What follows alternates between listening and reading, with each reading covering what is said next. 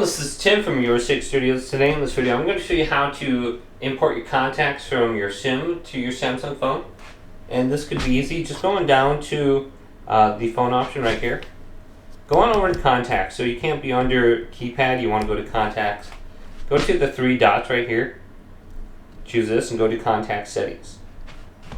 Now under here you want to go to where it says import contacts. So if you have it saved on maybe an SD card, maybe something else, it could be your SIM card, go to import contacts, and you might have the option right here. So I only have phone option, but you could have like your SIM card located on here. You could just choose it, choose your contacts.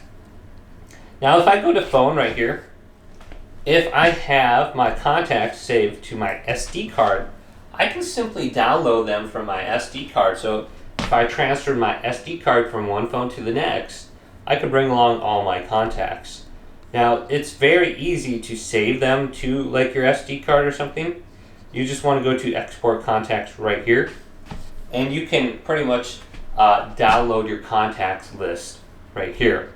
So I did that at one point in time, and you can see I have all these different contacts now when I go to import. All I have to do is select this and then go to done, and I'll be able to import it. So sometimes if you delete your Google account from your phone, it will get rid of all your contacts. So if you export your contacts before you get rid of your Google account, well, you can keep all your contacts still on your phone by simply going to import after exporting them. And then boom, download your contacts and you should be able to retrieve everything under there, even if your Google account no longer is on your phone. So you can look at different ways. You could save it to your SD card, you could try getting it from your SIM, or download it from your Google account, and then save it to your phone, so it's always there no matter what.